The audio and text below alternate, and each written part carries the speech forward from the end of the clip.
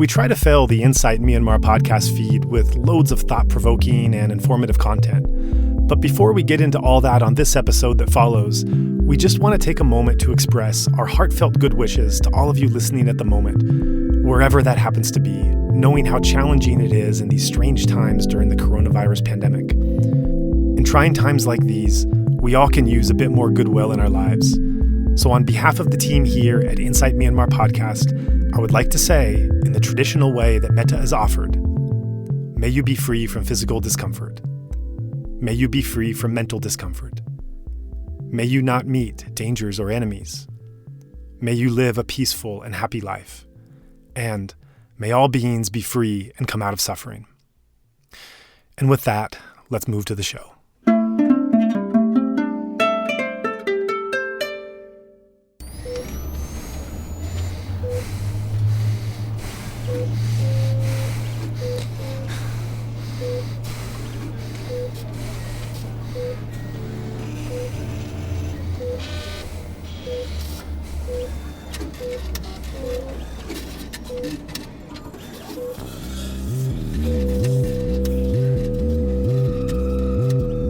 If we are complacent and don't do really aggressive containment and mitigation, the number could go way up, many, many millions. To be isolating patients, emphasizing social distancing. Wuhan, China. It's confirmed the coronavirus outbreak is now a pandemic. That COVID-19 can be characterized as a pandemic. In Italy, one of the worst affected countries, and business supply chains are being disrupted around the globe. This combination of people being It's confirmed the coronavirus outbreak is now a pandemic. Change for sure, a bit better. We will realize see an opportunity in this situation.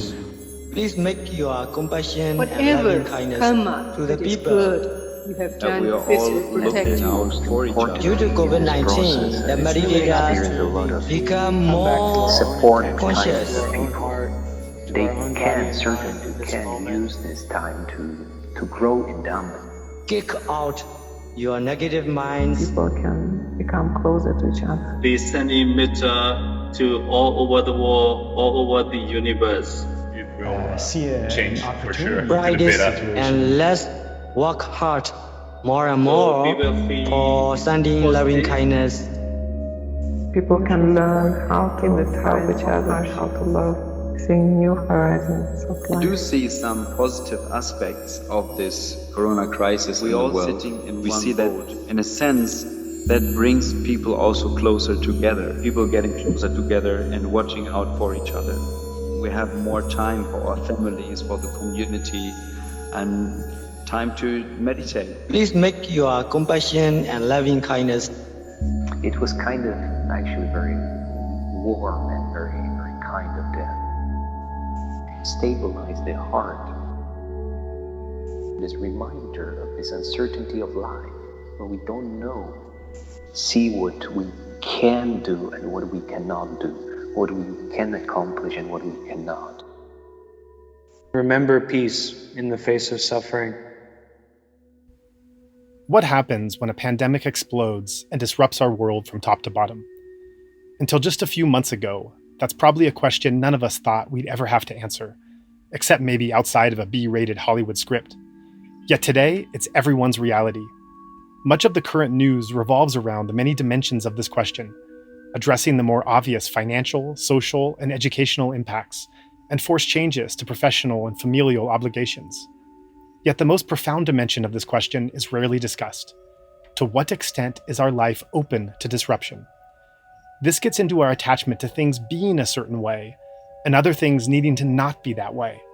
The degree of our aversion to fear and anxiety and other negative emotions, and going still deeper, our need for stability and independence.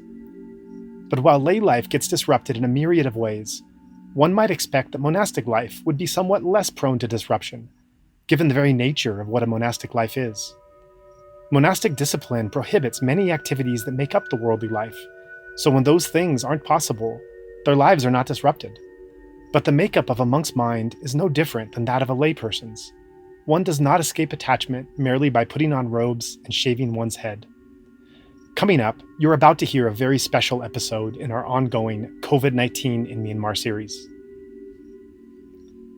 The third program in this series, the monastic edition, tells the story of 5 foreign monks, all of whom call Burma their home. Although outwardly, they all might seem quite similar. After all, they don saffron robes and shave their heads and adhere to the same teachings. Their individual experiences captured in the tales that follow highlight a diversity of experience, an outlook on the current situation. And yet, in spite of those differences, some common threads do emerge through their tales. Their palpable Dhamma wisdom gives them a shared perspective on these troubling times, and is surely a result of the dedication and commitment that these speakers have held. Before we play the interviews, I'd like to take a moment to highlight some of these common threads. We hear some of these monastics stress that they do not go out into the world at all, regardless of whether or not there is a pandemic. And they go on to remind us that they are not completely immune from the disruptions impacting daily life. For example, they do not lack loving and devoted family members, who in many cases cannot now see or care for them. Additionally, 4 of the 5 monks had travel plans either canceled or forced upon them, and had to adjust to this unexpected reality. Rather than complain, however, they've used these circumstances as a means of bringing the Dhamma more fully into their lives. One way is to contemplate instability, a core element of the Buddhist teachings, and realizing that it is unavoidable. This is nothing new, we are told, and this is a persistent feature of life no matter who you are and where you live. It's just that when things are going well, we usually choose not to see it. But now in these times, seeing it is unescapable. So what should we do with this truth? According to these monastics anyway, the answer is simple: meditate. Practice formally or informally according to this or that technique, but whatever you do, devote this time to practice. Then, by observing this anxiety from the surrounding instability, a seed of insight may sprout, reminding us not to worry about what we cannot control. Focus where you can exert change, and where you can't, let the experts and authorities take charge. Finally, all this leads to the scariest, most terrifying potential outcome of this whole scenario. As more than one monk caught himself binging on his phone's news feed and then examining what was behind the growing anxiety, the answer became clear: death. A massive death toll across society, the death of one's loved ones, and the death of oneself. So suddenly, they realized that the imperative practice of the moment was reflection on death. And through this effort, as you will hear, several of them found their Dhamma insight deepen. At this point, enough from me. I invite you to listen to some engaging stories with impactful Dhamma wisdom shining throughout. The following piece is by U Viveka, a Canadian monk ordained under Sayadaw U Tejaniya at Shwe Yumin Monastery. He got in touch with us to discuss his current practice and thoughts, as well as how the onset of the virus is affecting his monastic life. I live in Myanmar. I'm a French-Canadian monk, and I've been staying at Dhammavibhaja and Shwe Yumin monasteries since 2013, and the teacher here is Sayadaw U Tejaniya. And I have to say, I'm locked in here at Dhammavibhaja, just in Yangon, and quite happily locked in with our teacher, Sayadaw U Tejaniya, and some friends. We're about 30 people here, a mix of monastics, female, male, and lay people as well. So a full 4-fold Sangha, and it's very quiet. So we've been locked in for a few weeks together, and I think this place, this meditation center, was a bit early in responding to the COVID-19, and partly that's because of Sayadaw here, who's very active. He's looking at reading a lot of news, and so he's, very well informed, and he was taking all the precautions very early on, and he's kind of managing all the workers and just the lockdown here. So making sure everybody is safe and clean, and we can just continue with our practice. So I'm very grateful for this situation. There was a cartoon I got a few days ago, and it's 2 images. And so the first image is a Zen monk. So he's sitting in meditation. And then the next one says a Zen monk in quarantine. And then it's exactly the same image. So that represents quite well how things have changed here in a way. Not much. And it's practice as usual. It's actually easier to practice for a lot of us, and because it's just so quiet and nobody's coming in, nobody's going out. So it's a real retreat time, and conditions are just so supportive. Like, for example, Sayadaw being with us for breakfast and lunch every day. We get to talk a bit and with him, and then construction projects are also on hold. So there's less noise, and even the air seems purer. There's less burning of trash in the village, and also much less noise. I mean, there's almost nobody left in the village, it seems. So it's very quiet. Usually there's a lot of loudspeakers with music all the night. And now it's so quiet. So the pollution is down, the noise pollution and the air pollution. And it's very quiet, very good conditions for practice. One of the things that become very obvious with this situation is how things are just so unstable. And for myself, this means that I had to change my plans. I originally intended to go back to Canada at the end of March. So by the end of February, beginning of March, already the situation with COVID was starting to get a bit more crazy, you could say. People were, fearing maybe a pandemic or something like this, a world situation, world crisis. And then, so I slowly started to doubt that I could go back to Canada. I wasn't sure, is it a good time to travel?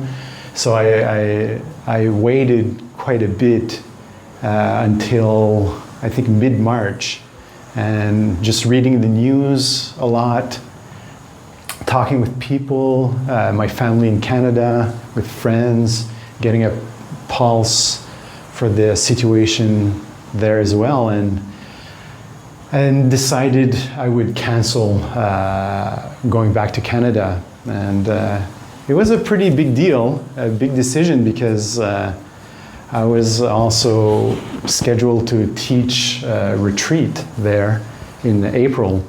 So it meant we had to cancel, and people who had already also planned to go to the retreat would have to be informed that the retreat was canceled.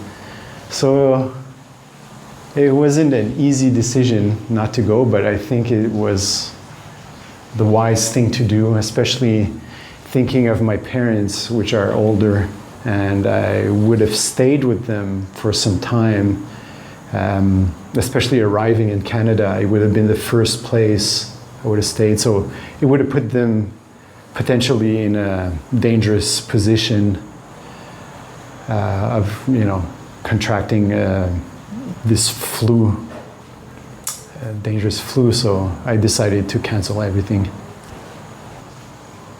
My first reaction to the COVID situation was, first I thought why is everybody so panicked? It's just a flu. I mean, people die. I mean, how many people die of flu every year? I think it's something like 600,000 people. So I thought, this is people are overreacting. Then after a while, it got obvious that it was maybe perhaps a bit more dangerous than I anticipated. And then, so thoughts of death, arose in the mind, just thinking of, should I stay in Myanmar? Should I go to Canada? And what does this involve? Staying in Myanmar, if it really, things become bad, many people get infected in Myanmar. I mean, we know the health system is not the best in the world here. So it's not a place you want to be sick, severely sick. But then going back to Canada, as I mentioned earlier, also had some dangers, potentially. So, yeah, the thought just came in the mind, well, what's the worst thing that can happen? Well, I guess to die would be the worst thing. And then, okay, can I, what if that happens? Then what? And being able to just accept that, even on just an intellectual level, and saying, okay, well, if I die, I think, yeah, it's natural to die, right? So, and you have to die someday, somehow. So this acceptance really helped me to have a more calm approach and a clear mind towards the situation. And then also thinking about other people. Actually, everybody has to die at some point. So it is very, it can sound morbid, but in a way, it's just so natural, right? And, but nobody wants to die. That's also very, very much in our nature to want to live. So I think from the onset of this crisis, I just dealt with, okay, the worst case scenario, I die, and okay, maybe a lot of other people will die. Well, okay, I can live with that in a way. And that made it much easier, I think, on the mind. And after that, it could just deal with the situation better. I know here, so nothing changed so much, as I mentioned before, but I think one of the things that's very useful is that we have activities. So there are physical activities like Qigong happening every day. People can participate, and we have a garden, so we're very lucky. We have a bit of green space. We can do our exercise there, do some walking. And we have projects like a library. We're creating a new space for the library and working on that every day. And also study groups. We're studying suttas and also Vinaya, a few monks and nuns together. So I guess in a way it's just to keep busy with wholesome activities. So something that that's interesting for us, I think, It's very, very useful at this time, not to just perhaps wake up if you don't have much to do. You're just locked in isolation. I mean, this is how monks live most of the time. We're just in isolation. So, in a way, we're very well prepared to survive in these situations. And one of the things that's very useful is making a schedule for yourself. So waking up at a certain time, then having a breakfast at a certain time even, then having some activities and setting limits.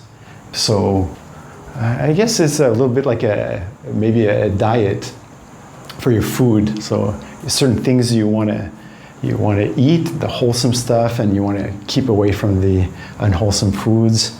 So I think it's the same for the mind.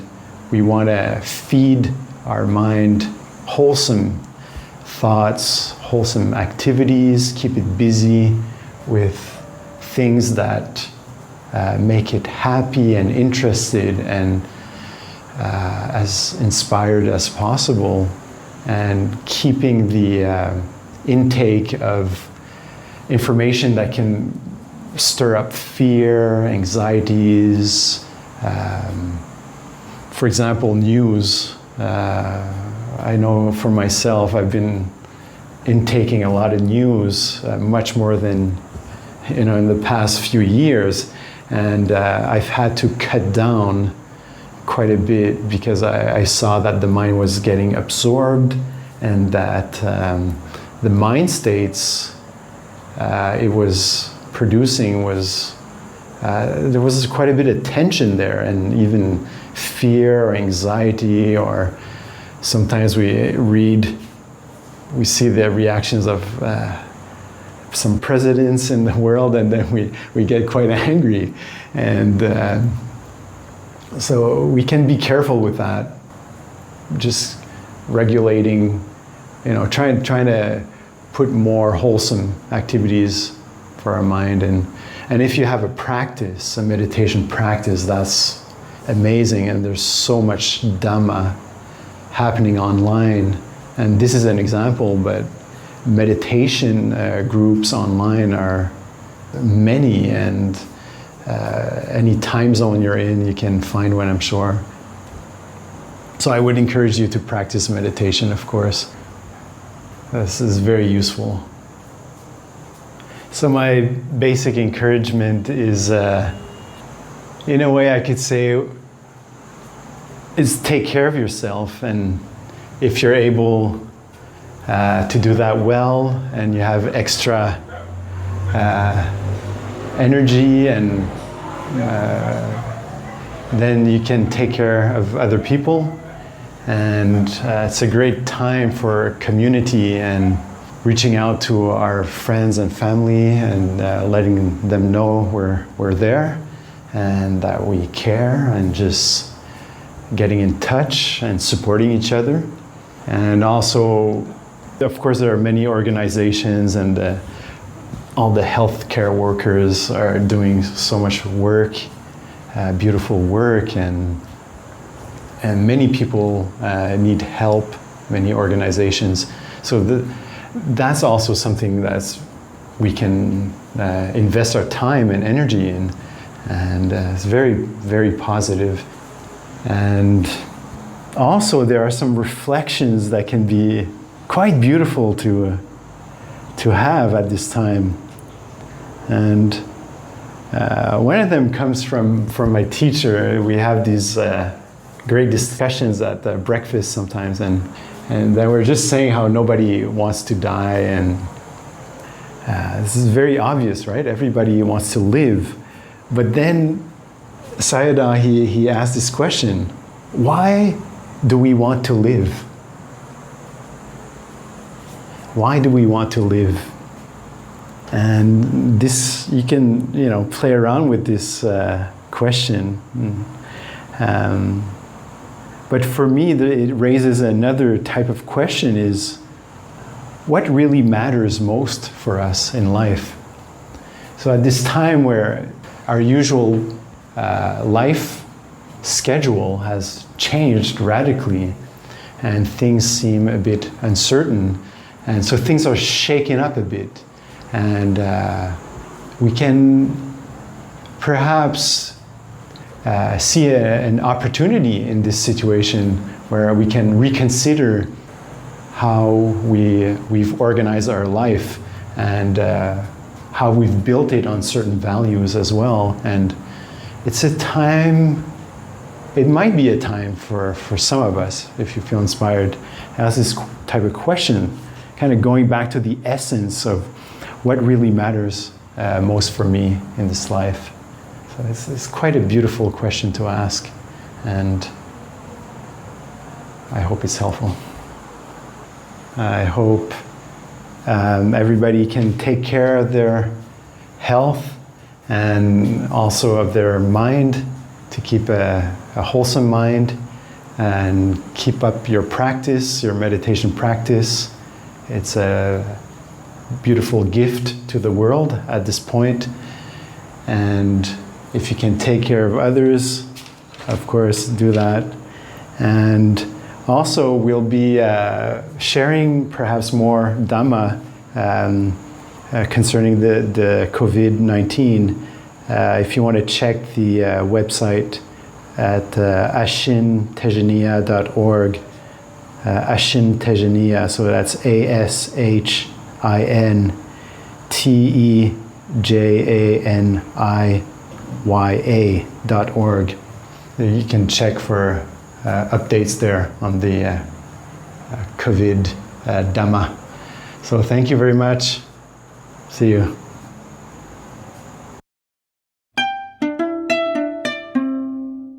We get a chance to check in with Usarana, a monk from the Czech Republic who was leading meditation retreats in New York and Florida when the pandemic hit. He was allowed back in the country, but had to spend extended time in quarantine before being allowed back to his monastery in Legu. Before I was quarantined, I actually visited the USA. I was invited to teach a 7 days meditation course in Florida and another 7 days meditation course in Fresno in California. And actually already before I left to the US, I think it was on the 8th of March, I think so. So before I left to the US, I was actually asked by the donors whether it is okay for me to go because there may be problem with the pandemic. And I said, no, no problem. I just wanted to go to the US. I've never been to US in my life. So of course I was like ready to risk pretty much anything. But at that time, I think like US had almost it already had some infections, but almost nothing. And in Czech Republic, I think there was also almost nobody yet. In Myanmar, nobody at all. So I had the feeling that like everything that's related to me is more or less clear. So I accepted the invitation, and we literally jumped into that. We went to the US, and as I came to the US, I actually taught doctors. My students were doctors. They are Burmese, but they are medical doctors in the US, and they care for COVID patients. So when I went there to these retreats, I was like very careful to make like these rules, and they were very good. They're very good in following all those rules and wearing masks and cleaning hands. And I cleaned my hands, and they cleaned their hands several times a day. And they were very kind, and they also told me when they had a case, they said like now I'm now caring for this problem about COVID-19. In Fresno, it was a little bit more interesting because in Fresno, I met with one of the like superior people who are taking care of the COVID-19 problem in the USA. He's also Burmese, and he actually is in charge of like deciding about like who will be distributed masks and these hand sanitizers and all these things. And he is in charge of like making important decisions in the California state or maybe in the town. I'm not sure. I don't know these details.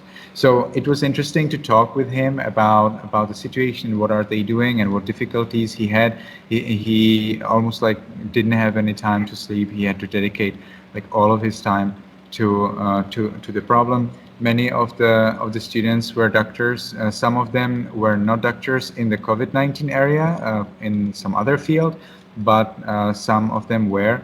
And I don't think anybody of them actually cared for the COVID-19 patients directly when it would be like serious, but they had some kind of contact because they had to go to the hospital and take care of some things. Somehow I didn't get any details. Maybe they were shy to tell me details about what they exactly do with the patients and whether they actually see them and what is actually there.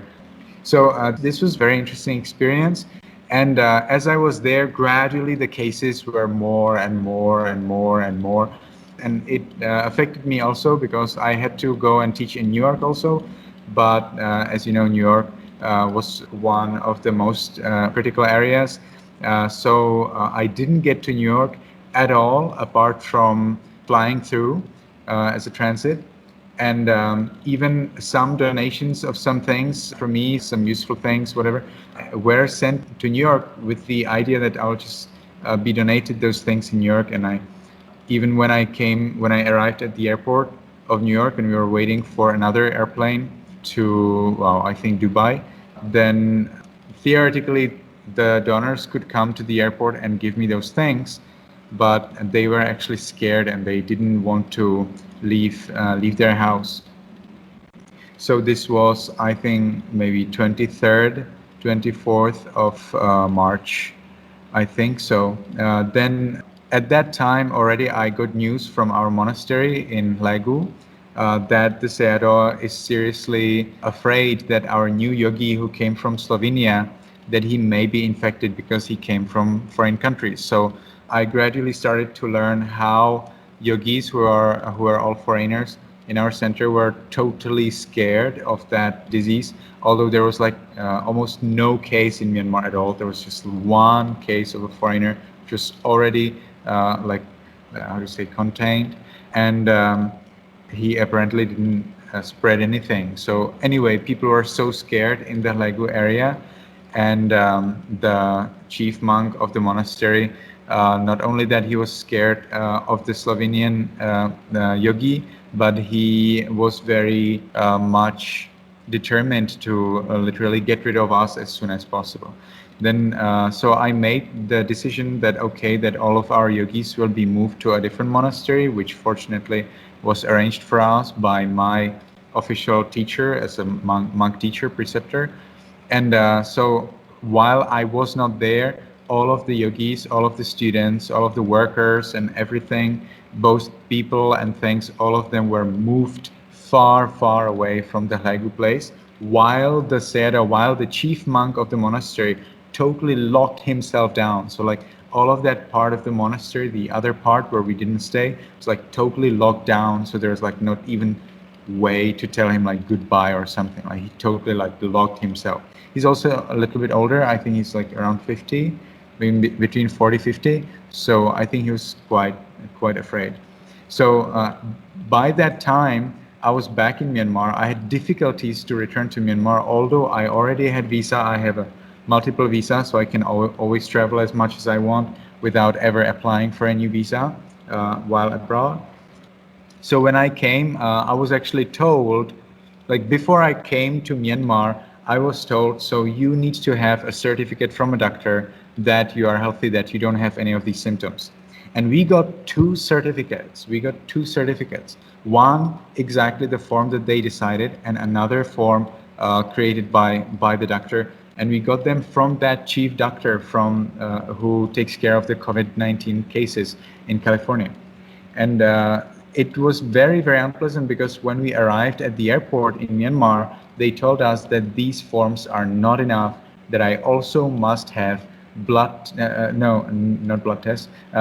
I think they said that I need to have blood test, and then they explained that I need to have tests for COVID-19. So whether it's both, that's a question. Am I correct? I think I'm correct that blood test is not necessary for COVID-19. And the problem was that I didn't have the test. I didn't have the form that they created that night when I was in the airplane while coming to Myanmar. So the new decision started at the moment when I was at the airplane just arriving to Myanmar. So there's like no way in this world, maybe not even by psychic powers, no way in reality to create that kind of form. And they didn't care about the fact that this rule was decided at the time while I was in the airplane. And so they like stopped me there, and they wanted me like just to go somewhere else, to fly to some other country. And I was thinking like, what? It was quite unpleasant. So the funny thing is that even if I knew that I need a blood test, and I actually already presumed it while we were in the US, the chief doctor told me that there is no way to get blood tests. There's no way to get COVID-19 test because it is prohibited. Only those who have a serious case and where is really suspicion, only they were allowed to have tests and at those days.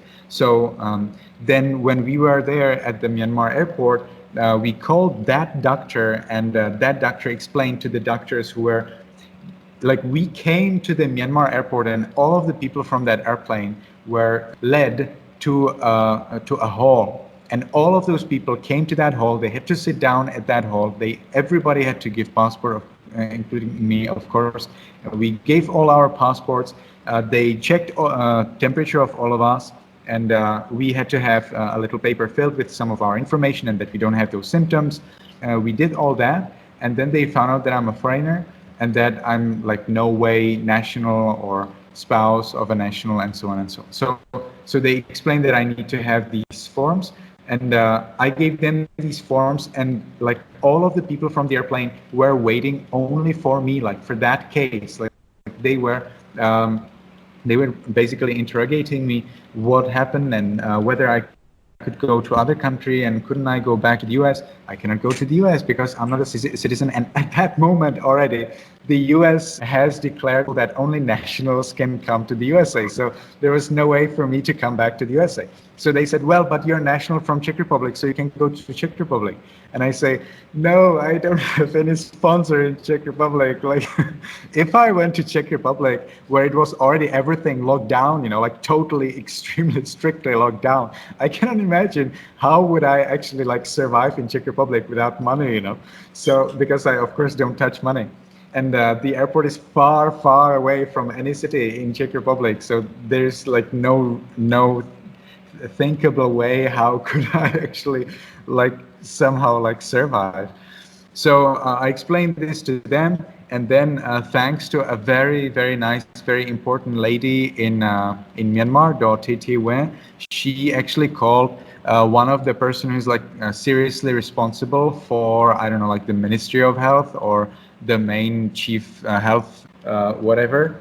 Then she called to that person, and then that person called to this doctor who was like holding us in that big hall. There were like policemen and people, I think nobody with the gun, which was interesting. Policemen, people, doctors, people in like total, what's this, PPE, protective equipment. There were all these people, different people, to make sure that we do not run away from that hall.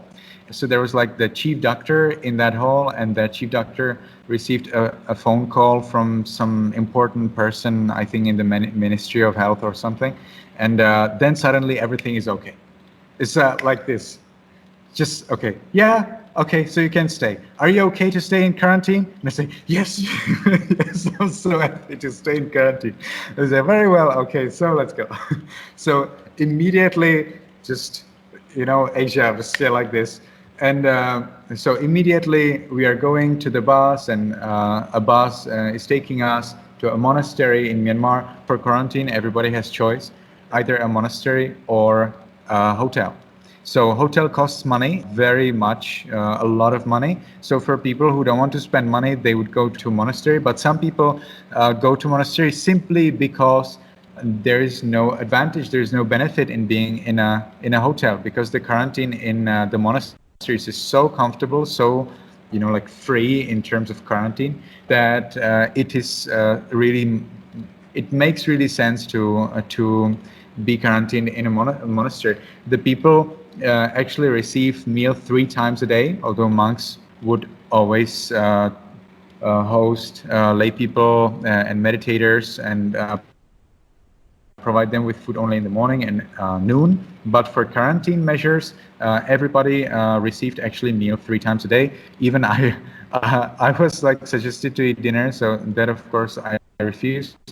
And I was very well cared for. The monastery quarantine is so comfortable. Of course, everybody is there is in their room, and they're not supposed to talk with the other people in the other rooms. They're not supposed to visit other people in the other rooms. I think they certainly break the rules, but I personally didn't experience anybody like coming to my room from the other people in the other rooms. And there are pretty much no rules. Like, people were playing their guitars and singing and shouting and laughing. Like, it didn't feel like being in a monastery at all. But I felt that I'm following all rules, and so for me it was fine. The bathroom actually was behind the rooms, and it was collective. I don't know how you call that. So like everybody, the men, it was divided into men and women. So we were like in a different building, and in our building only men were, and also some of the resident monks stayed in that same building. And for the downstairs there is one big water tank with water, and we all from those lower rooms were supposed to take bath in that water tank. So there I would see some of the other quarantine people, and they're like smoking and talking and just enjoying their time. So that's where we actually came into a little bit of contact, like not physical contact, but more of like eye contact would be there. Then thanks to this like outlet, because it was like outside, I could follow the Vinaya rule that I'm not supposed to sleep with layperson for more than 3 nights. But the exception is if I leave the room before the morning. So that's what I would do at least once every 3 days to really keep up all of those rules. The permission was there that if somebody comes from outside and brings things, then those things can be given to the quarantine people. So donors would come to that monastery, they would bring delicious food, and the food would then be brought to me by the workers, by the quarantine workers. Are like specifically assigned workers who are wearing this protective equipment and personal protective equipment, PPE, and they would every morning and every evening, but just I think the first week, and then only every evening, they always came and measured our temperature. So they would like knock on the door, I would open the door, they were there ready already with the thermometer, and they measured my temperature. So I always asked them about the temperature. It was funny. It was really funny, because they sometimes they didn't know how to work with the thermometer. So one time they sent like 2 young girls, also like clothed in the PPE, and those 2 young girls, they didn't know how to operate the thermometer. So they took that thermometer, they measured my temperature, and my temperature, it was supposed to be in Fahrenheit, was like 80, or 70. And I'm thinking like, hey, ladies, there's something wrong. Can you please like check the battery? And then they would like leave, and some like let's call them more adult. I don't know how to say that. More adult people would come with maybe a different thermometer, and they would measure me, and I got some humanly temperature result. So this was a really funny experience. I also got a lot of work. I was almost always online, speaking with people about Dhamma, and still sharing things. I think I was uploading things to YouTube, some of my English videos, and in Facebook, and trying to resolve some problems with Kapia that I had on the way. And so I was like always busy. I came with this horrible jet lag, you know, like whole night totally awake and whole day totally asleep. And it took me like 1 week or 10 days to get used to the correct time, because there's like no reason to change it, because there's like nobody to talk with. It's like no problem, like anytime I can be awake, anytime I can sleep, because there's like nobody to communicate with in the real world. Then after the 14 days in the quarantine in the monastery, I decided that I want to take another quarantine, because it was so nice. It was like so nicely free and comfortable that I decided to take another 2 weeks of quarantine in the new temporary center to which all of our meditative monastery staff and yogis had to move. So we are now far away from Yangon, a little bit over 100th mile after Yangon. I think I'm not supposed to tell where we are now, because it's a very temporary place, and of course we are not now expecting visitors. So I moved to that place, and immediately I quarantined myself as a self-quarantine for another 14 days. Nobody asked me for that. I had actually a certificate from the monastery, from the Yangon monastery quarantine. I got an official certificate that I'm healthy, that I do not have COVID-19, and that was then officially given to the authorities of the region where is the new temporary monastery, where I stay right now. So the authorities with that paper, they allowed me to stay here. So I took another 14 days of quarantine. That was very successful, very nice. It was very useful. And then after that quarantine, I am now free, if you want to say, but for me, quarantine is actually freer than non-quarantine. And so I'm enjoying my time. I believe that I'm perfectly healthy, and the people here are fine. The meditators meditate very hard. They're really interested in the practice. So we enjoy the time. I think that whatever the difficulties I had, they had a lot of benefits. But I would like to mention that many other people in Myanmar also were quarantined, and until today, there are various measures, quarantine measures, and various reasons for quarantines. Myanmar is very strict on who is quarantined and who is not quarantined. So if somebody has any reason to be quarantined, they're quarantined. Like, there's no talking about that. And like in Myanmar, quarantine in monasteries is actually very nice. Like, the people care for the quarantine people. The people get medicine, and I wanted a fan. I got fan immediately. I wanted a broom, or I wanted something, and I just got it immediately. Like, there was no worries. Like, anything I wanted, I would just get while in the quarantine, in the official quarantine. So it's not like something that you should try, but it's something that you certainly should not be afraid of. In Myanmar, it was nice.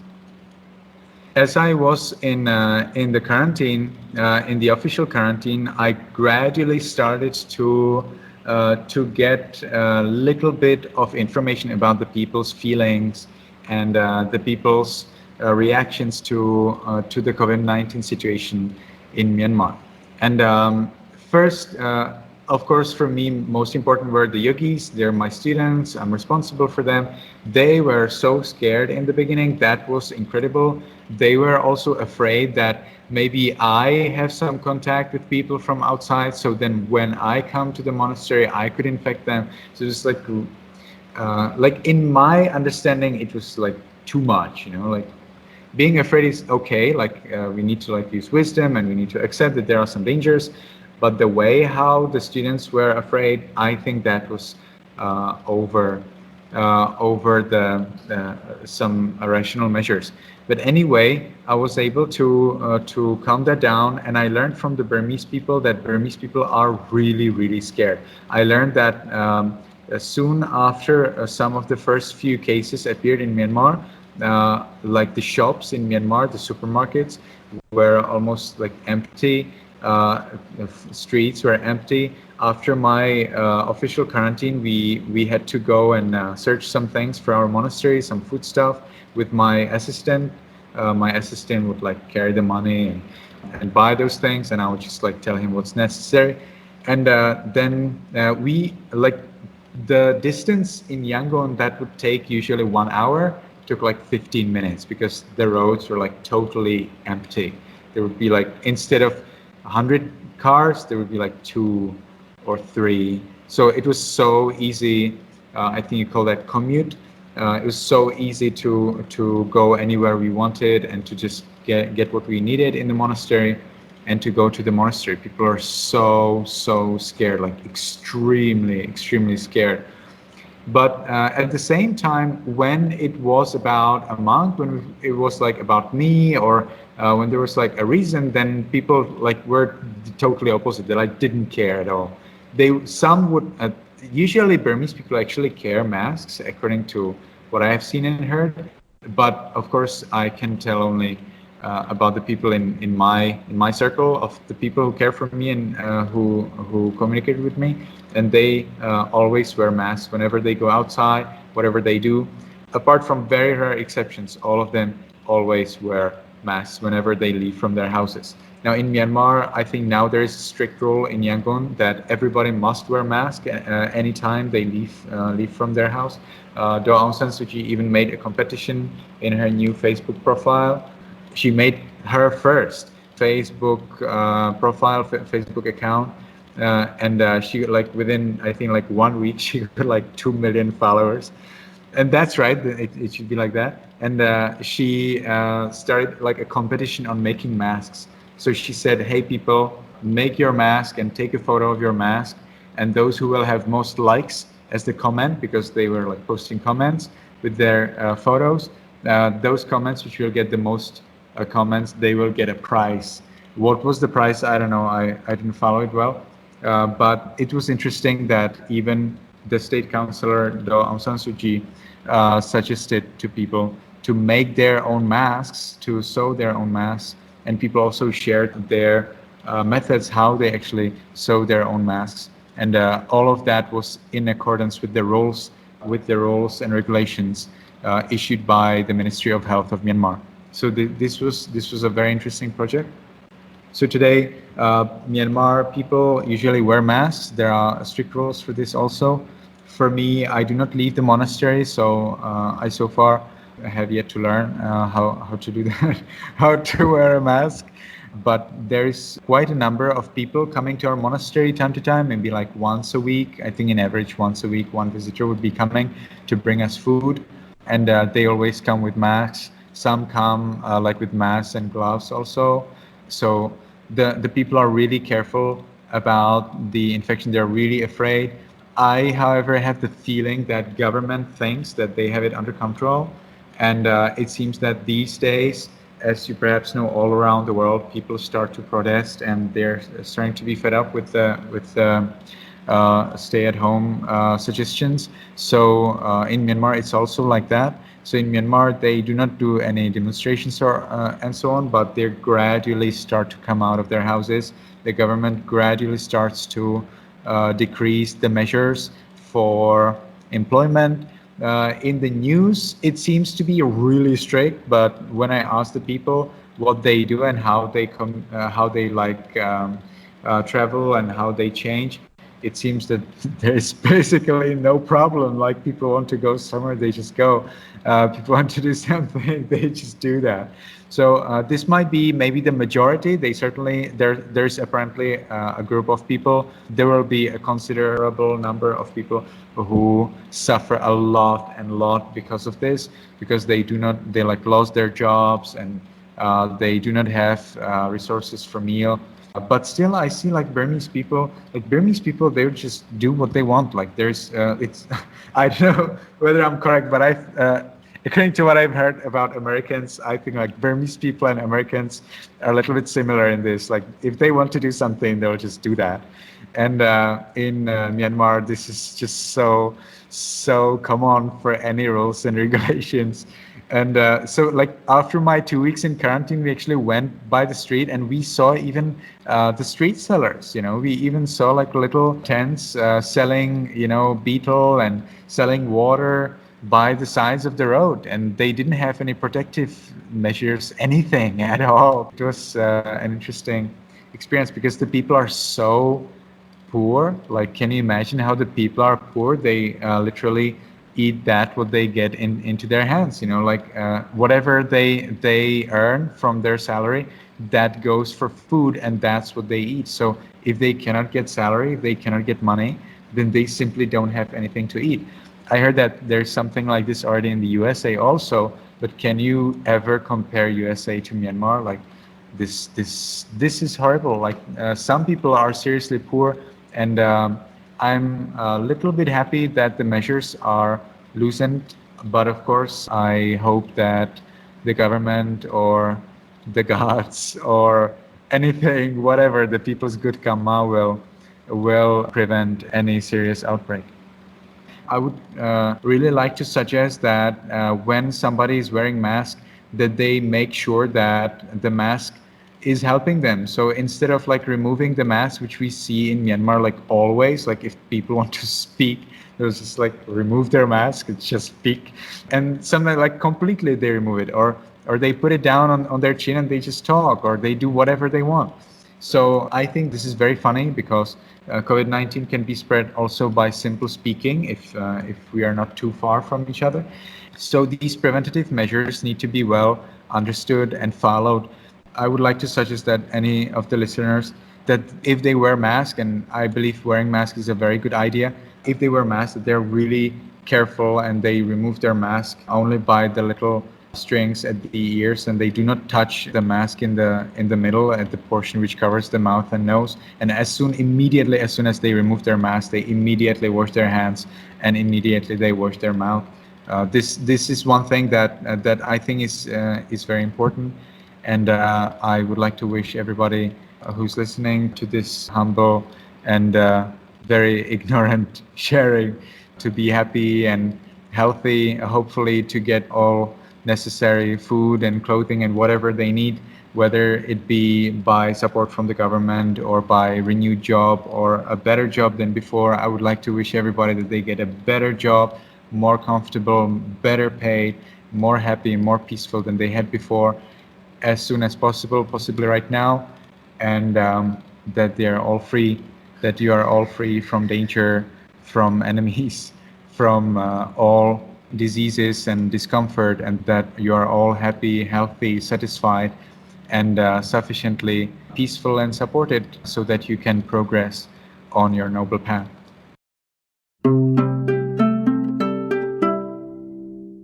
We now hear from Pabasaro Bhikkhu, a Polish monk who was originally at Mahasi Monastery in Yangon when the pandemic hit. This previous year I spent in Myanmar with some other foreigner monks, and we were staying at Mahasi Meditation Center. We were doing the meditation teacher training course, so we spent extended period of time in one place without moving, and when it came to the virus situation, I wasn't really keeping track of the situation in Asia. I didn't really know how it's unfolding, and it wasn't until the middle of March that we got some information from our friends that it's getting more serious and it's potentially going to be a long-term trouble, long-term difficulties also with traveling. And at that time we had intention that we all were supposed to go to Thailand in probably around April. And when this information came, I also checked that my visa is due to expire in just a couple of days. So with my friends, with other monastics, they could easily stay in Myanmar, but for myself, quite a rushed decision and quite a quick action to make all the arrangements and leave Myanmar, not to get into trouble with the visas and the government. And when I arrived in Thailand, because there was not so much time, it happened that I got a secluded place in the mountains that was arranged by my friends. I arrived there, and the local government, after I arrived in this really nice forest place, a secluded place, and everything was just perfect for this condition and perfect for a secluded solitary practice.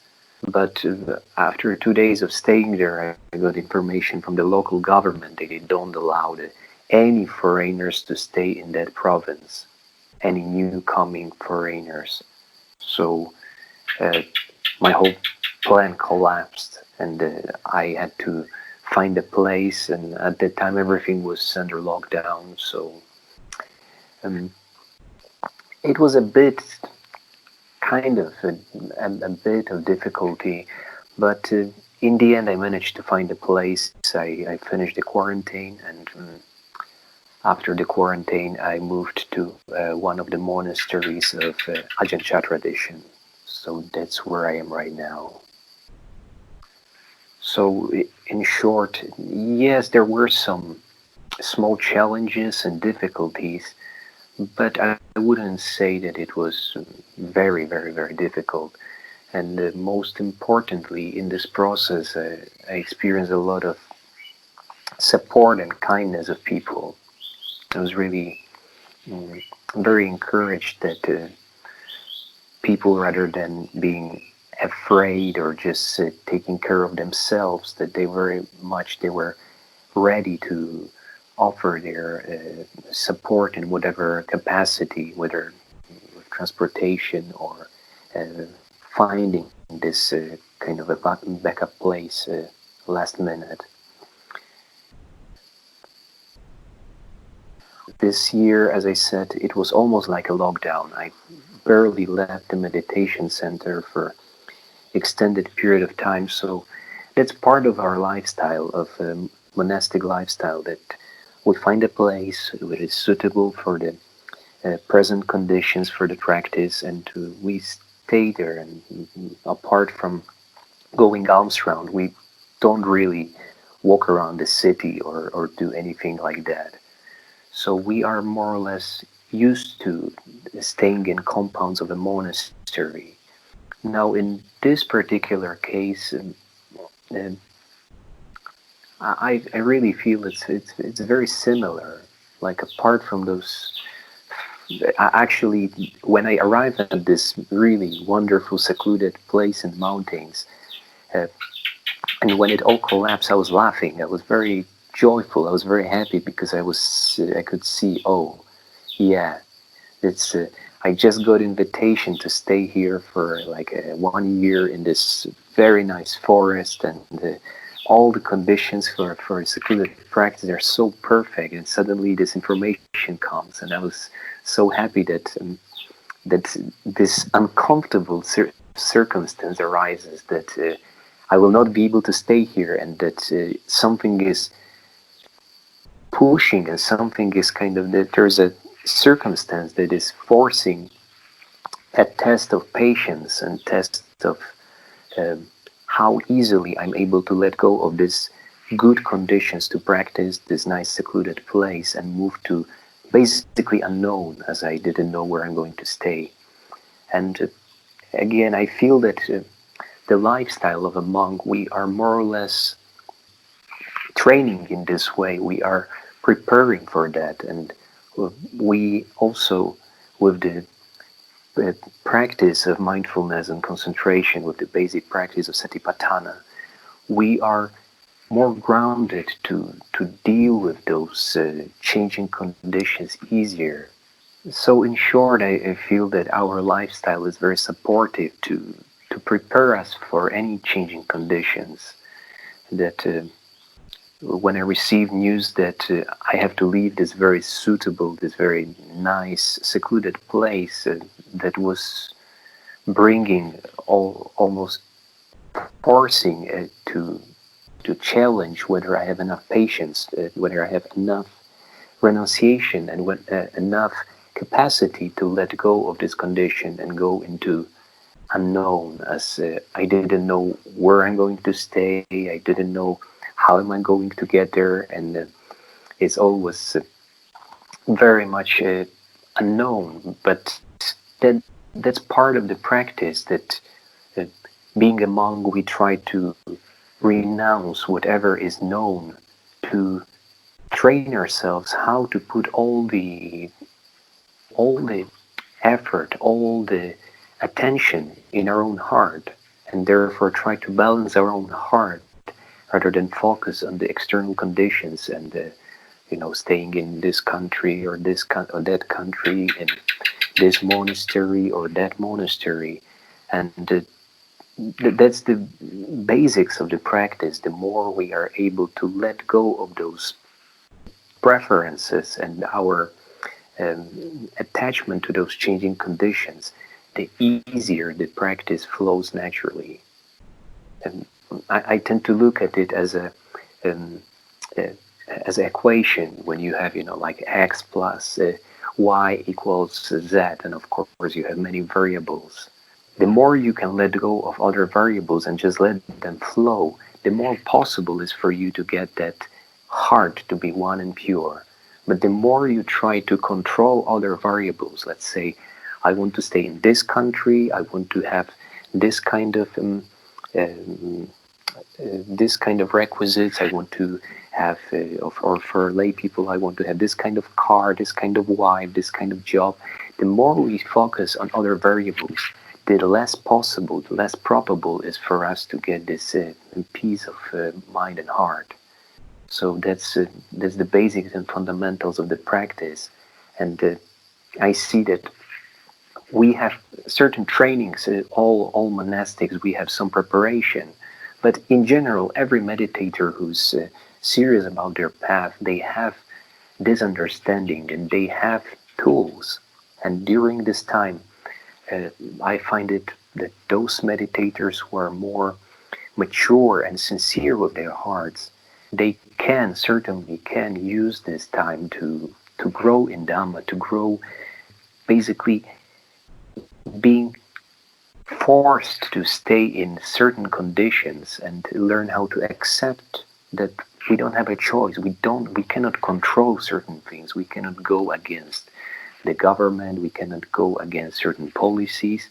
We just don't have a choice. And then we can see how, when we don't have a choice, when we don't try to run away, escape and manipulate, how actually it is not that very difficult for us to adapt to new conditions, to new environment, to new schedule, to new life.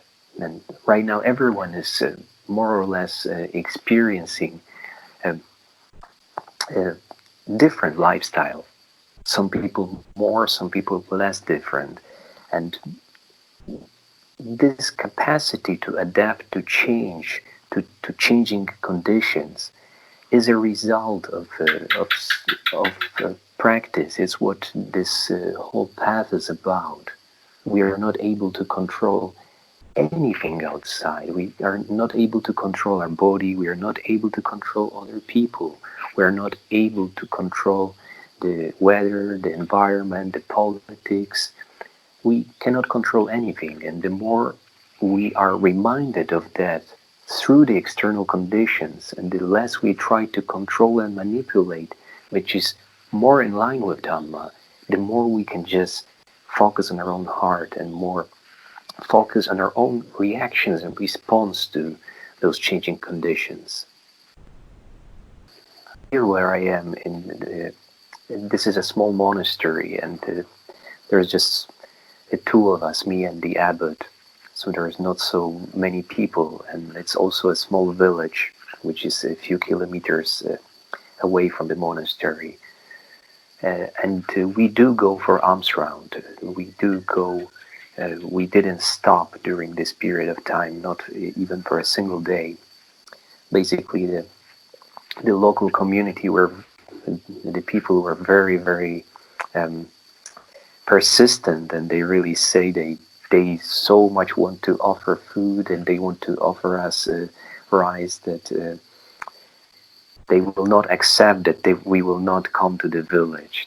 And it was kind of actually very warm and very, very kind of them. So we just continue. We try to maintain social distancing, and we use the masks, everyday fresh mask. We receive the food and go back to the monastery, and also try to maintain the basic hygiene. And in the monastery, well, we don't really have any visitors. So for us, I feel this is what we here for this local community. That's where we can do that. At least we can go every single day and just because Armstrong is such a profound and such a deep practice. It's like it's an amazing exchange that on one hand people, the ladies, they can open their heart, and they open up to so much humility and so much generosity, and it's really such a beautiful thing to practice daily. And for us, it's a daily reflection. We always reflect whether we are really worthy to receive the offering, whether we are worthy to receive the food, or in fact any requisite from the supporters. And that's also very humbling and very touching. So we still maintain that daily, and I consider that a very important aspect of the practice. And then during the daytime, we don't have visitors at the monastery. We don't have our daily chantings or anything. We also rather just separate the chores that we have to attend to in the monastery. So when it comes to the local community and the local situation, that's about it. And I did, during this time, I started reaching out to some communities. So we have, there's one community of lay practitioners in my hometown in Poland.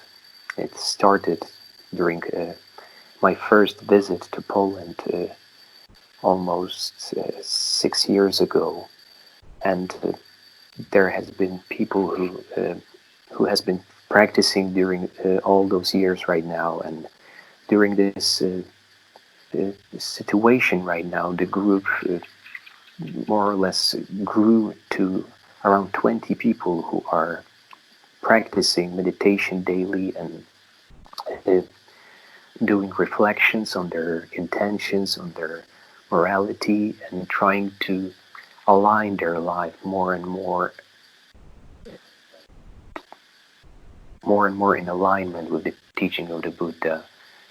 So that's one group, and it's from what I heard, it really depends. Some people, basically, they still go to work. They do the same thing that they did. They just have some restrictions with shopping and with going out, and some other people, I heard that some people still lost their jobs, and it's quite difficult.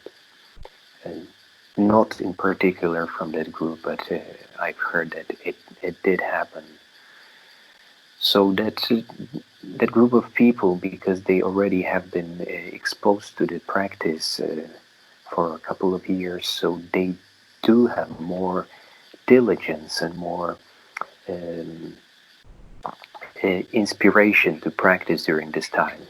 So my intention was to offer them opportunity, as they don't have the possibility to go to any meditation center, or there's no monks in Poland. So I decided to offer them this regular Dhamma sharing and guided meditation. They get a lot of inspiration from that, and that's what keeps them with the motivation to practice. And There's also another group in Italy, also a group of practitioners I met a few years ago during my visit in Italy. And likewise, it was a group of 5 people, but during this situation it grew to around 17 right now. So they also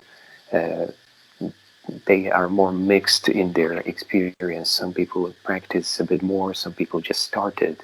But just because of this whole uncertainty right now, they are more willing to investigate the teaching, the practice, and it's quite, actually this is the good side of the whole story, that people are starting to notice, to be aware of how all the things in life that they normally depend on, that they normally rely upon, are unstable, are so easily changed.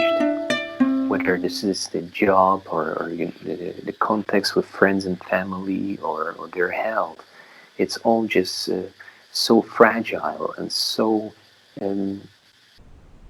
beyond our control. And some people from those 2 groups, they came to their own reflections of that. They heard from the other practitioners that there are tools that help to stabilize the heart, that help to build more stability even with those unstable conditions, and they become inspired to practice. And again, I would say that for monastics, we are more used to this uncertainty. We don't store food, we don't have much requisites, and we don't use money. So very often, even if we do go to another place, we basically arrive and we have to start over everything. We have to rely only on the generosity and kindness of others. So we are more prepared and trained in a way to accept changing and uncertain conditions. And I find it really interesting that many people through these conditions right now, because they had to adapt to something completely different. Some people ended up staying the whole family at home, and they suddenly have to spend more time than they used to many years, like, or maybe the first time in their life that actually they spent so much time together. So of course there are frictions, there are things that come up, and because there's no escape in some cases, there's no possibility to go outside or to do anything else. So of course those frictions are helping us to see our own troubles. And those people who do practice, who meditate, and who have sincerity to reflect in their hearts, they do make amends to those changes. Like one of the meditators, who's actually quite experienced in the Goenka tradition, we shared with him a bit of how to move his vipassana practice also to different objects and different areas. And eventually it helped him to open up more to his parents and to start to, like, he said that in the past his father would ask him to do some chores, and he always would respond with a lot of anger and with a lot of stubbornness. But because right now they have to be more close to one another, and because also of this reminder of this uncertainty of life, where we don't know, some of us may actually not survive this whole circumstance. So those reflections of uncertainty of life and of his own previous anger help him to reach out to his mother, to reach out to his father, and to start doing more good deeds to help them, to serve them, to really, with a heart of humility and heart of humbleness, to express his gratitude for all the years that he was raised and he got supported by them. So I'm also witnessing this kind of good and very, very encouraging stories of sincere practitioners. I always feel the most important is to see what we can do and what we cannot do, what we can accomplish and what we cannot. So in this case, there are a lot of things that are beyond our control right now. We don't know how long the situation is going to last. We don't know what are the next steps in different countries and what are going to be our living conditions or restrictions. And as far as the life is concerned, it is of course uncomfortable and it's not something that we want in our life. But as far as the practice is concerned, this is actually a really great opportunity. And if we take it as a temporary, impermanent path to really learn how to let go, to learn how to take responsibility for our own hearts and our own reactions. So let's say we have news tomorrow and there's some new restrictions. How easily and how quick are we able to adapt, to adjust, and to let go of whatever was earlier? And maybe next week there's another change, another unfolding. How quick, how fast we are able to adapt and let go.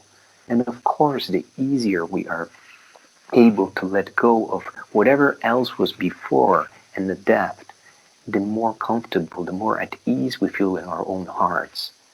And whether this is right or wrong with the government, well, if some of you are really in the government are in control and have any power, any capacity to make any changes, that's wonderful. But for us, for monks, like I'm very, very grateful that we are more or less completely not involved in politics. So we know we have no control over this side. We only accept whatever conditions are being presented and take all the effort in our own hearts.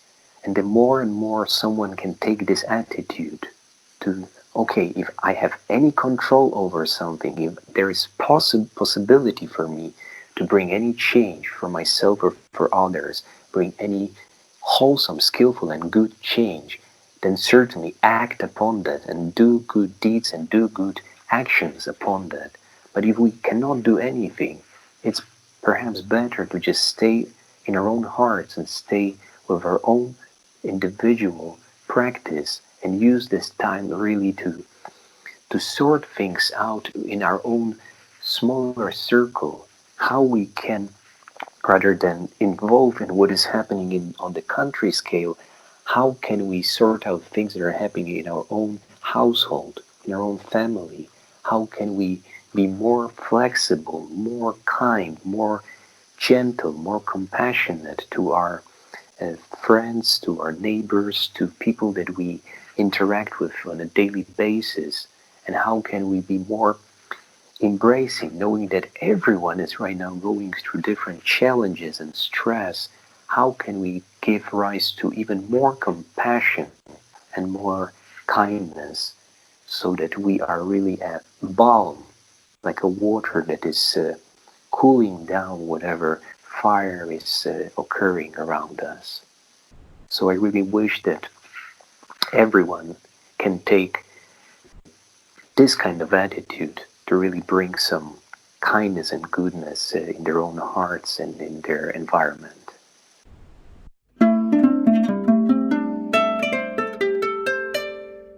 We hope that you're enjoying the special podcast series, bringing you updates during this time of a global pandemic from Burmese monasteries and meditation centers, as well as from meditators around the world. As we are all sheltering at home, experiencing the anxieties associated with these challenging times, we hope that this content helps allay at least some of your concerns and provides insight and inspiration. As you may have heard, we diverted our limited funds designated for the normal sit-down interviews to bring you this series, which has put a strain on our finances going forward. We know this is a difficult time for many, and that there is an added financial strain as well. That being said, we appreciate any amount of generosity you are able to give to keep our engine going. While all of our podcast volunteers are meditators, who are either volunteering their time in full or providing substantial discounts, there is still a baseline financial need to cover overall expenses. Whatever funds we are able to collect now will be used solely for producing these new episodes. Any additional donations will allow us to increase our run. Thank you for your support. Stay safe and be well. We welcome your contribution in any amount, denomination, and transfer method. You may give via Patreon at www.patreon.com/InsightMyanmar, via PayPal at paypal.me/InsightMyanmar, or by credit card by going to insightmyanmar.org/donation. In all cases, that's Insight Myanmar, one word, INSIGHTMYANMAR. You can also go on the GoFundMe site and search Insight Myanmar to find our current campaign. If you are in the country and would like to give a cash donation, please feel free to get in touch with us. Next up, we have Ashin Dhammasada, a German monk who was studying at the International Theravada Buddhist Missionary University in Yangon at the time that the coronavirus hit. As he was not able to conduct an interview at the moment, he took time away from his remote monastery routine to read from an essay that he composed last month. So while most of the world had been going wild for a few weeks, positive cases of the virus had not yet been confirmed in Myanmar, and life continued pretty much as normal. At the International Theravada Buddhist Missionary University, short ITBMU, where I studied in Yangon, we did have an emergency meeting about the virus at one point before exams. But since there was no officially confirmed cases yet, the board decided that we should remain and complete the exams, and then afterwards think about what to do. However, a week into the exam period, the first 2 positive cases in Myanmar were announced. Starting that very night, people began panic buying wherever possible, and several international schools closed the next day. So too at the ITBMU, the very next day during my Samatha exam, the dean came into the classroom and announced that the university would also close one day later, and all remaining exams would be cancelled. Then more information arrived soon after. All foreign students needed to return to their native countries by April 1st, or in case that there were no flights available or their country was under lockdown, they were required to stay at the university in strict self-quarantine until the opportunity to leave arose. We were not allowed to go anywhere else in Myanmar. By that time, however, I had already been making plans with some monastic friends at Mahasi Sasana Yeda in Yangon to either join them there after my exams or together find another place to practice. So I talked to the Sayadaw and explained that there was no point for me to go back to my native country, Germany, because I did not live there anymore. Where would I even go there anyway? Plus, it would even be difficult for me to find food and shelter in Europe as a monk, as I had done in Myanmar for over 2 years. I said that Myanmar was now my country, my home. Besides, since the beginning of the outbreak, I had not worried too much about contracting the virus myself, since I am young and have no pre-existing medical conditions. In recognizing the apparent impossibility of containing the coronavirus in Myanmar, I had already accepted that if the virus came here, it would certainly spread, and I would simply get it, fall ill, recover, and be done with it.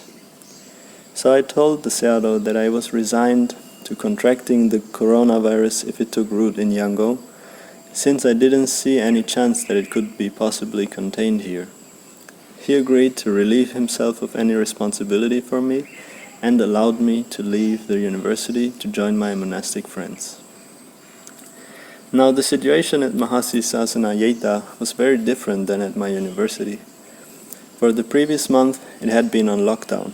No new foreigners nor locals were admitted, and at one point I could not even visit anymore during the day, as I typically did after my university classes finished. Nor could my friends leave the monastery even for a day trip inside Yangon. The monastery committee had begun instituting social distancing measures, along with checking the temperature of all yogis and monastics before lunch. If anyone showed symptoms such as coughing, sneezing, or a running nose, they would be sent directly to the Webagi Emergency Hospital, which had been repurposed as a quarantine site. At one point, even workers and other monastery visitors were sprayed with disinfectant from head to foot as soon as they crossed through the gate. As I mentioned, at the university, in contrast, no measures of any kind were being undertaken during that same period. The gates were wide open, anyone was welcome to come and go as pleased. There was no hand sanitizer or anything else provided. And even when it finally was set out at the dining hall entrance, it was not obligatory to use it. In my years living in Myanmar, I have come to know rural Burmese culture as well as its city life. Simple hygienic measures, such as washing one's hands with soap before handling food, covering one's mouth to cough, not sharing cutlery, dishes or cups with strangers, using fresh and clean water with suds for washing dishes, and a clean towel to dry them, etc., were just common sense to me as a European, but well, such precautions are rarely seen here. Then there are the public clay water pots, which are commonly set out for any passerby who wants to take a sip. On top of the pot, there inevitably rests just a single metal cup used to scoop out water and, of course, to put up to the mouth to drink from. These cups almost never get washed. It seemed so strange to me when I first came here that no one had introduced the idea of pouring the water from a certain height without touching the cup, like you see throughout India. I usually try to avoid drinking from these public water pots, but when it is the only way for me to get water, I at least try to wash the cup beforehand. However, there is usually a smeary film of filth that won't come off without scrubbing with a brush. One doesn't even want to think of all the beetle spit that must have mixed with the water after someone used the cup to rinse his mouth, touching it with red lips smeared with betel nut. So back to the coronavirus. If just one of the workers at the university caught it, within just a day all the other workers would get infected, because they are all using the same cup at the water station, and it is almost never washed.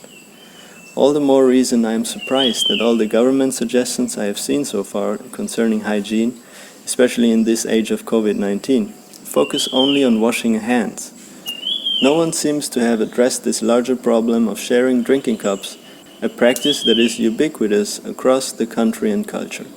The same holds true for the one and only bowl. This lack of awareness around basic hygiene, unfortunately, is not only present throughout regular society, but also at institutions which you think would actually be the experts in basic hygiene practices. By that I mean hospitals. Several times when visiting public general as well as private hospitals in Myanmar, nurses have put me at risk of infection while taking blood or giving a blood donation. I have observed them not following the simplest of protocols, such as keeping their hands and utensils away from unclean surfaces during the process of inserting and removing a needle. Once when I gave a blood donation, a nurse used scissors that were covered in dried blood from prior patients to cut the pipe, and then with the same hands reached for some cotton wool and wanted to remove the needle and put the contaminated cotton wool on my open wound. So to be clear, here in Myanmar I am much more fearful of being forcefully sent to a hospital than of getting the coronavirus. I, along with everyone else, am at risk of catching even more severe infections at the hospital than what I came there with in the first place. So all this had set me thinking. Initially, it might have seemed that the Mahasi monastery would be a safer bet than staying at the university. However, although the efforts the Mahasi Sasana Yeda is making to keep the virus out of its compound are impressive, praiseworthy, exemplary, and possibly unprecedented in Myanmar, I simply did not want to be put at risk of being sent to the hospital due to a flu or running nose, or even due to COVID-19 for that matter. And so my monastic brothers and I opted for trying to find a rural monastery where they would allow us to just nurse each other back to health should one of us fall ill, instead of waiting out the crisis in Yangon, either at the university or the Mahasi monastery. But it wasn't easy to find such a rural monastery at this time when almost all the international meditation centers and monasteries in Myanmar had stopped accepting newcomers, especially foreigners, since the onset of the pandemic. Although the virus does not discriminate against nationality, certain xenophobia has recently taken place in Myanmar, and the presence of foreigners in a local setting now sets off alarm bells. Locals are even required to report merely seeing foreigners in their community, otherwise they risk arrest. Moreover, the government has recently issued a ruling that monasteries were not allowed to take in any new guests at all, whether local or foreigners. So even though some sayadaws initially accepted my request to reside at their monasteries, when we inquired further and they checked with the local immigration authorities, they ultimately found that they unfortunately could not get permission to receive us. The country is closing. Then, unexpectedly, one of the families near my university that supported me on my daily alms rounds decided on their own initiative to help me. They located a place in the north of Yangon that would be willing to take me right away. So we went and I spoke to the sayadaw to request permission for my 2 Western monastic brothers to come and stay as well. At first he was reluctant because he said there might not be enough space during the water festival meditation course when he was expecting 500 participants. He suggested my friends could join after 1 month once the water festival was over. Incredible! Living in this somewhat remote location, the sayadaw did not yet grasp the severity of the situation, nor that the government of Myanmar had already announced the suspension of all festivities during this year's Dinjan. Yet in this case, it was to our benefit that he didn't know the severity of the situation, for otherwise he would probably not have accepted us in the first place. So after asking a second time, he said that if we could not find another place, we were welcome there, on the condition that we took a daily alms walk since there might not be enough food otherwise. Happily we took this opportunity, and on the very next day my friends arrived there. So now I am passing my time in a nice little forest monastery on a hill. Very quiet, away from the village, with greenery on all sides, and the resident monks have been very kind and welcoming. We now stay in a simple room, the 3 of us together. The sayadaw on the day we arrived told us we could stay for 1 month, but I am confident that by then the sayadaw will like us and allow us to stay longer. I feel a deep sense of gratitude for the unlimited generosity and untiring support of the Burmese, who adopted me as a foster son into their hearts, and who keep supporting us foreign monks through this health crisis, while many around the world, including my family in Germany and Italy, are struggling. I was reflecting how people these days are touched by fear and are seeking a safe refuge, and I remembered from the Dhammapada that the real refuge is indeed the Buddha, the Dhamma, and the Sangha. Seeking refuge there, one can see with true wisdom the 4 noble truths: suffering, its cause, its passing, and the 8-fold noble way leading to the tranquilizing of it, and thus become free and safe from all suffering.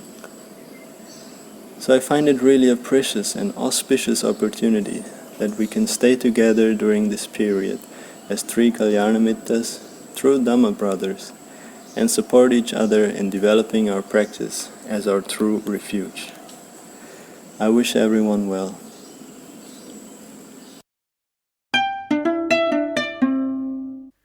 And lastly, we have Bhikkhu Mokita updating us on the charitable efforts of the Mudita Foundation in Kalaa, Shan State, Myanmar. If you'd like to make a charitable contribution or donation to the Mudita Foundation, please visit www.muditafoundation.de. Again, that's www.muditafoundation.de. The Mudita Foundation is an NGO founded in Germany in 2016, and we have 2 projects in Myanmar. One is a school in Sagaing Hills. There are over 3,000 children, and we are just supporting there with teaching English and running the clinic there, and then a caretaker program taking care of the little ones there. And we have around 10 volunteers there and a management team of 3 managers. And the main project that the Mudita Foundation is running is here on the Inle Lake. That's in the Shan Hills, the mountain. And we have here a school with 250 children and management team of over 50 people. We 20 employees and then over 30 volunteers. And we're running the school, it's a monastic education school, and we're have a normal government school. It's normal government school just with a monastic component together. So that the children's coming from poor area of Myanmar. It's mostly ethnic groups, Shan and Karen, and other ethnic minorities. And so they're either orphans or children from poor families. And we're giving them a new home here, giving them medical support, they get food, accommodation, and they get education. And this school we're running here since 2018. And it's not only a monastic school, but it's also an eco project. So we're having our own eco farm. We have our building our own eco buildings with mud bricks and bamboo. And we're also started a meditation center where currently we're building this just a second hut. So there's a monk living out there. We have regularly meditators coming doing retreats. So it's a place for volunteers to come in to do some meditation and doing yoga, tai chi, all different kind of spiritual practices. We're giving Dhamma talks usually on a daily basis, and meditation retreats are running just at the beginning state for that. And mainly we are supporting the children. We're running the farm and teaching in the school here. There's the school called Taengu, and it's a monastic education school. These are schools in Myanmar. There are around 1,500 monastic education schools. The base of them are a monastery, and they also have a government school included in these schools. Most of these schools are where the children are living directly in it, like in an orphanage, like a boarding school. And here also most of the children are living here and get supported. And most of the children are also ordained, especially the boys are all novices, except just a few, maybe like 5 to 10% are lay children. The rest are monastics, novices or nuns. We call them here sayalis. The children have a basic monastic training here. They have stand up early in the morning, 4 o'clock, 4:30, and then they have their chanting. They do chanting and they do short meditation period every morning. And they do go on pindapata. That means they go on alms round. They're collecting their alms food about an hour, 1.5 in the morning. And they have their regular duties like cleaning up, and they're eating out of the alms bowls, and of course they're wearing the robes. So there is some monastic training here, but that's very little. I would say like about 10-20% of the day is just for their about their monastic training, and most of it is they're just being students, being normal kids, also playing football, doing other activities, playing with their friends. So mostly they're just being like normal kids living here, but they have some monastic framework. When the coronavirus hit Myanmar, then as I see from the numbers of infected people or numbers of deaths, we are luckily not being hit too hard. You can see this in other countries in Europe or in USA. So that's due to they also don't collect here. Don't they do too many tests in Myanmar? That's one of the reasons. So we don't really know the real high numbers. But we don't see masses of people in the hospital. So there is good grounds for that. The virus isn't so strongly spread in Myanmar. And I see that in our school, that we also had a quite good situation. for when the virus spreading started, that was about end of the school year when the children are anyway going for their summer break. So we have a summer break of 2 months to three months. So it's in April when they're leaving, and they're returning in June normally. Now there's the school opening has been pushed back, most probably July. So when normally we had to send the children home when the coronavirus started, but they went already home because the school was closed. And this is also a time where there is the Myanmar New Year in April, and it's a very hot time in Myanmar. So during the hot season and around the New Year's time, anyway, Myanmar goes in a standby mode. So people staying at home, it's a holiday kind of atmosphere. It's too hot, too dry to go on the farm, to do many things. So I think for this situation anyway, we didn't have much of volunteers here because we closed the project. We only have a couple of children here and a few teachers. Volunteers normally are 35 before. Now we have only 15 volunteers who are maintaining the garden, the eco farm, and making new classrooms, new buildings we're working on. But we don't have children here at the moment, hardly any children. So in that regard, it doesn't has hit us here in the school so hard because we just don't have too many children. That's one situation. What actually we are affected in our village, was just surrounded by the monastery, because in the Indie Lake area where we are, there is the hotspot for tourism. So they have the highest touristic area in Myanmar is here on the Indie Lake. So everything is around built on the tourists. Now at this time there's no tourists coming in. So all the hotels are running out of business. All the shops had to close, like everywhere in the world. We have business trouble. Small business need to shut down. And here is the same. Just the people, they're normally working construction or in the hotel, even cleaners, or they all lost their jobs. So they have a difficult situation as they don't have any financial resources, some savings where what we see in West, people can build up on those.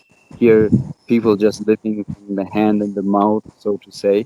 They're getting daily $5 for the daily rate from their work, and the next day they will not have much more savings to survive. So when they're all finishing for their jobs, or many of them, then they had difficult situation for them to sustain themselves and their families. So we did run a fundraiser. We have about 100 families here in our village, 400 people. And we did a fundraiser, collected donations from all over the world.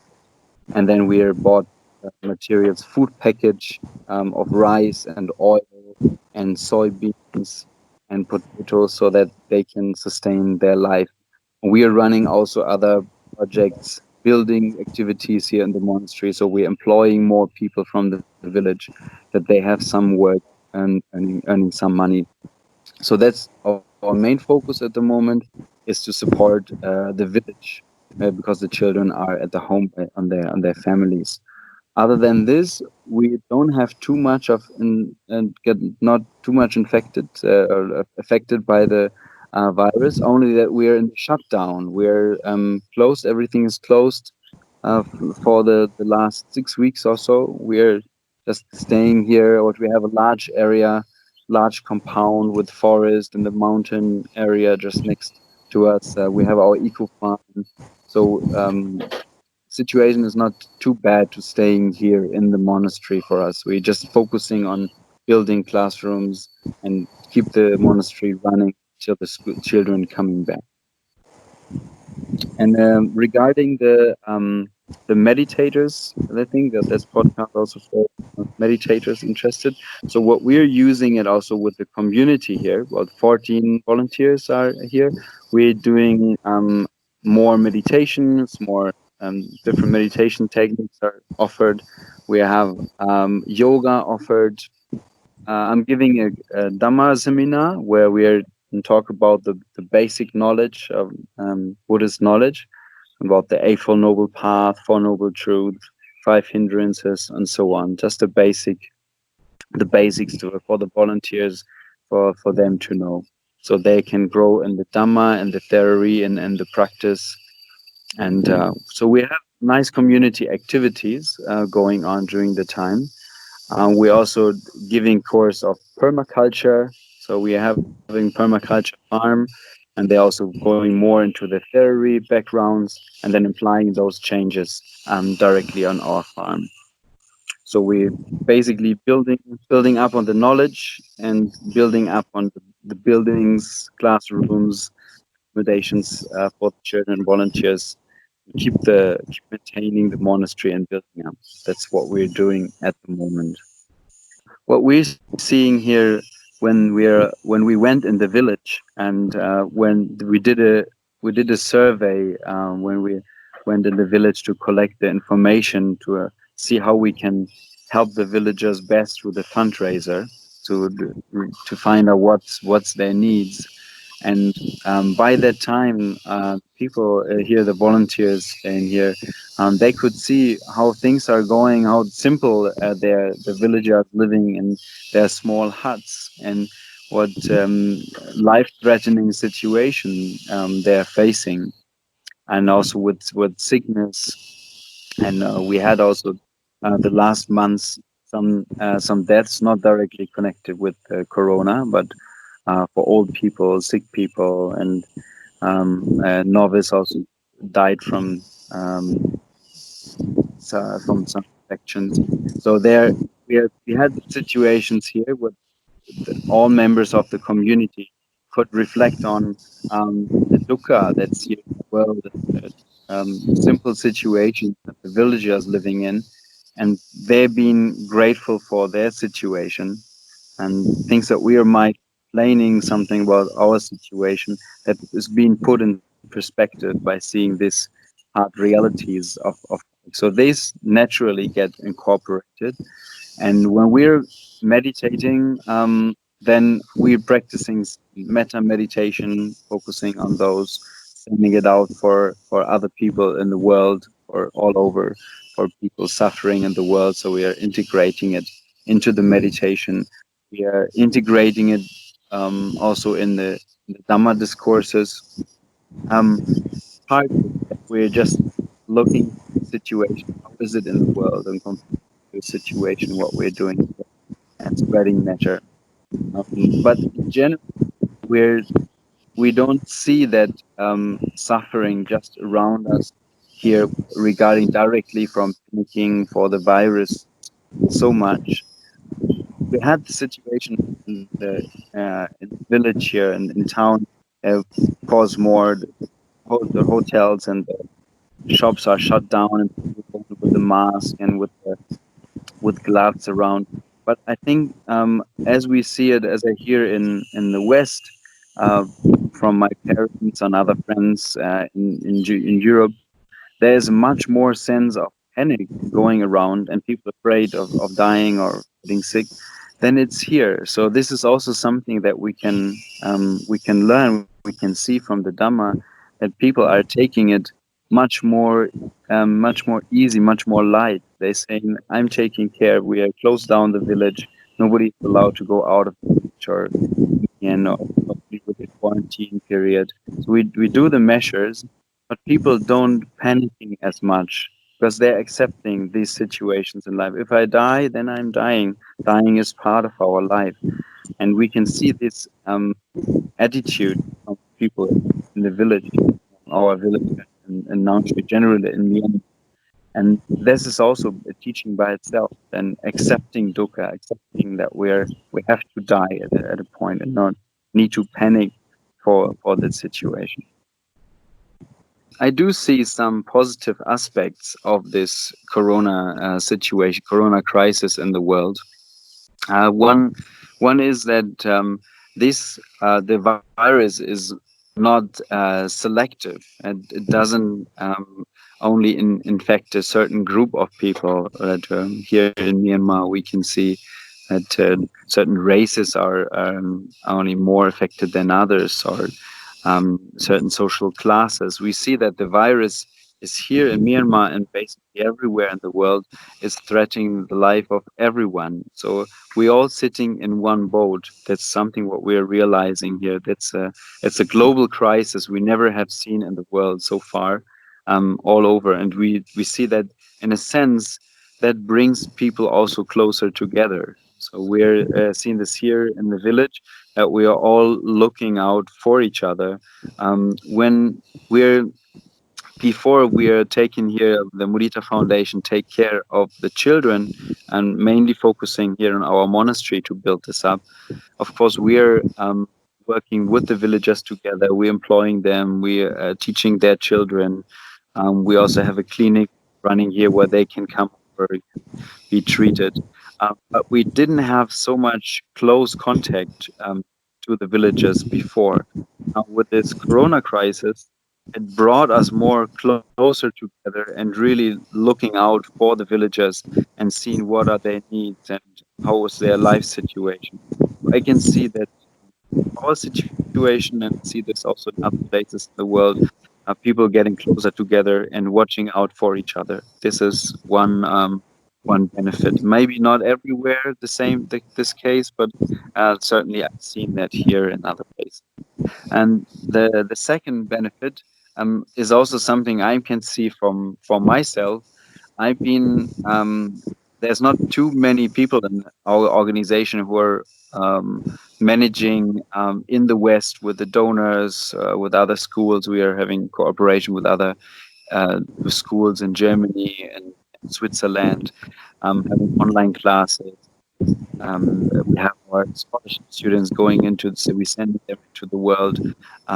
We are having international volunteers, international donor groups. So it's very busy, the times here.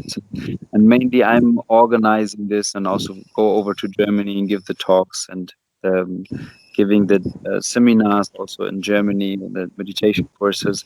So here in Myanmar and in Germany, it's been always very busy for me the last years.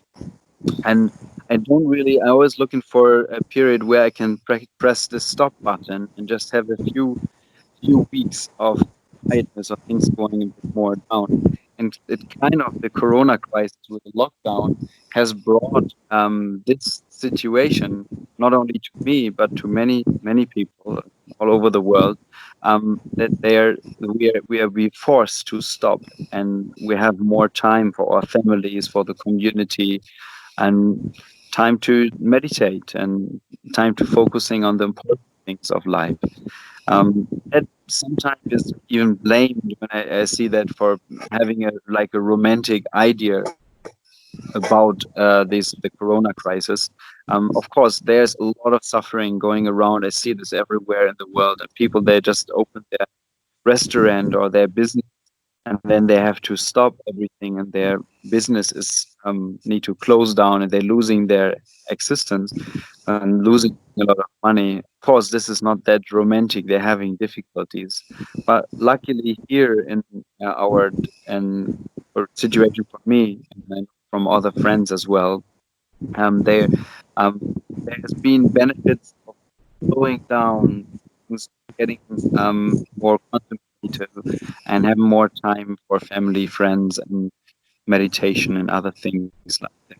So that I could see that the benefits also from our volunteers staying here, that we're having time to focus on the Dhamma seminars and yoga classes and other things where we otherwise wouldn't have this time for. So that's something I can see. I think that's about. I think there was a good last sentence what I had before. No? So these two end with these two positive aspects that in life we have difficult situations, and we are all facing them, especially with the Corona crisis. We're sitting all in one boat, and we need to face them all. So that's our situation.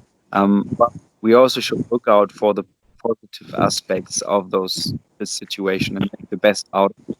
You know? So, and what's important, getting over this period of panic by now. So panicking and worries doesn't make things better. And some people say, oh, well, when you're taking things more easy, for it, then you're not worrying enough. Global crisis, come on, gotta worry more, looking for that. And I think that's not the right attitude towards this situation and anywhere in crisis into the world. Suffering always been part of life. That's samsara. That's what we know from Buddhism, where we facing it in one way or the other. And by accepting it, is that this is part of life. And then second, reflecting about what can I do with this situation and the best moment now to make it better. Not just to accept it and then just sitting and don't do anything. It's not the right attitude, but we are looking out how we can help each other, how we can get things better. But on the other hand, also take the things out of this, like having more time for ourselves, for the family, for meditation. And now, a message about these special coronavirus episodes. First, a caveat about our current podcasts that are being produced during this expanding global pandemic. In this new age of social distancing, face-to-face interviews are of course no longer possible. An obvious consequence of this is technical. None of the guests we interview have access to a professional recording studio. Indeed, as some are living remotely in the Burmese countryside, they have little more than their phone's microphone to record and send messages. Our expert sound engineers have done their best to improve and enhance the quality, but there is a limit even to their magic. In a time when major network programs resort to home-recorded and mailed-in content, we are also trying to adjust to these new rules and limitations. So while we apologize for any difficulty you may experience as you listen to these episodes, we appreciate your understanding of the challenges we face in producing them. On another note, please keep in mind that the interviews on this episode were recorded at some time in the past, maybe just a few days to perhaps even more than a month ago. As a result, some of the factual details conveyed in these interviews may be outdated by the time you hear it. We hope you find some light and wisdom in the voices that follow. We're greatly appreciative for the time that all the guests generously provided to share their words and perspective. We wish all our listeners to stay safe and mentally sound and use this challenging experience to grow in Dhamma. We'd like to take this time to thank our generous supporters who have already given. We simply could not continue to provide you with this content and information without the wonderful support and generous donors, listeners, and friends, like you. Because these episodes are fully funded by listeners, without your generosity, and particularly the metta behind such generosity, we wouldn't be able to continue producing these podcasts. So we'd like to thank you upfront for your continued support. We welcome both one-time donations and monthly pledges, whether large donations of $100 or more, or smaller ones, $10, $5, even $1. Every donation of any size is greatly appreciated. It would mean so much to us, of course, but we hope to you as well to help us make merit by providing access to the voices of our Dhamma community from every aspect of Myanmar and to more and more listeners like you. Every meritorious donation helps towards access to one more voice, one more perspective. We greatly appreciate your generosity, and of course, we share our merits with all of you. Thank you. If you find the Dhamma interviews we are sharing of value and would like to support our mission, we welcome your contribution. You may give via Patreon at www.patreon.com/InsightMyanmar, as well as via PayPal at www.paypal.me/InsightMyanmar. In both cases, that's one word, Insight Myanmar, INSIGHTMYANMAR. If you are in Myanmar and would like to give a cash donation, please feel free to get in touch with us.